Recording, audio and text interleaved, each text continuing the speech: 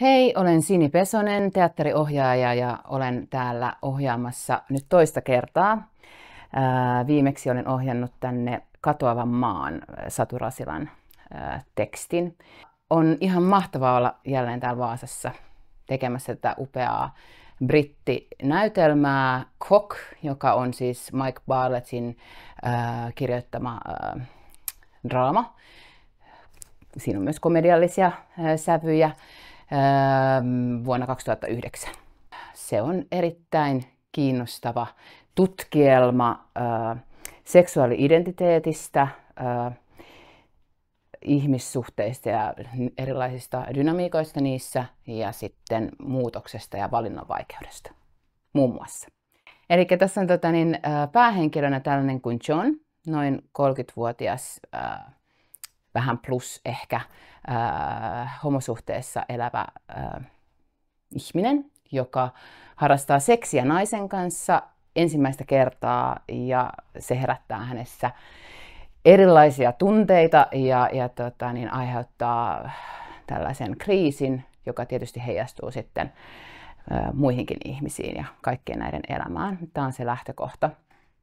Tämä käsittelee rakkautta, mitä se onkaan, mitä kaikkea se voikaan olla, ihmissuhteita ja niiden ikään kuin myös moninaisuutta, vaikka tässä suoraan ei anneta sellaista vaihtoehtoa. Ja tässä on tämmöinen ehkä monille ihmisille jossain elämänvaiheessa tuttua tämmöinen kriisi, missä mietitään kuka on ja mitä haluaa ja mihin suuntaan ja mitä puolia jonkun ihmisen kanssa meissä herää ja mitä jonkun toisen, ketä me ollaan suhteessa toisiin ja minkälaisia puolia meissä herää erilaisissa ihmissuhteissa.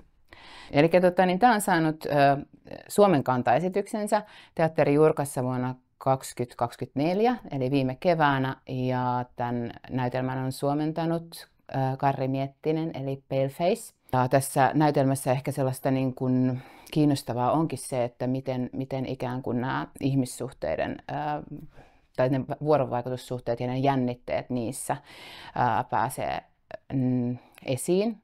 Että se on niin kuin sellaista näyttelijän työn ikään kuin siinä mielessä juhlaa. Tätä Johnia näyttelee siis Oiva Nuojuva, joka on nyt pitkästä aikaa tuolla pienellä puolella tekemässä tällaista isompaa pääroolia. Ja hänen puolisoaan näyttelee Petteri Hautala. Ja sitten tätä Ännää näyttelee Sonja Halla-aho. Ja kaikki tekevät aivan upeata työtä ja hienot roolit. Ja sitten vielä tällaisena villinä korttina on tässä Jorma Tommila, joka tulee sitten myös tähän aika tärkeään rooliin, mutta se selviää sitten sitä katsellessa. Tämä kannattaa tulla katsomaan, jos tykkää älykkäästä nykydraamasta, joka on monenmoista, joka pakenee ehkä niin kuin määrittelyitä jollain tavalla, kuten tämä päähenkilökin. Eli mä toivon, että tämä esitys on voimakas ja intensiivinen, tunteita herättävä, ajatuksia varmasti herättävä, hauskakin ja vähän omituinen. Tervetuloa teatteriin!